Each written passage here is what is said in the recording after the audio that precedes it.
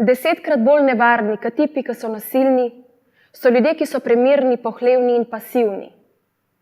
Ski ne vidim nadaleč, ne rabim se jim posvečati. Bolj se bojim nacistov, ki jih na cesti nikoli ne srečaš. Tistih, ki živijo v urejenih soseskah.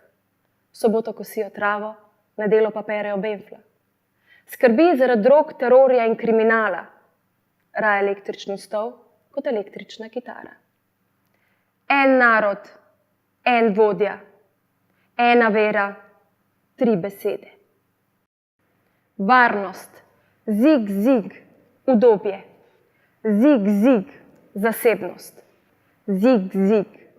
Od vrtca me učijo, da se ne splača razmišljati, ker gre vedno bolje tistim, ki se znajo dobro napifljati. In če hočeš priti do šihta, boljš, da se navadiš kimati, ker plavaš v oceanu, kjer nisi niti mala riba. V zameno za tišino misli se nihče ne vtika. V zasebno življenje tvojega privatnega kotička. Kar naenkrat živiš za kup podobnega pohištva, pocen tehnologije in plastičnega kiča. Udobje postane cilj, človek postane sredstvo, delo osvobaja. Kje sem to že slišal?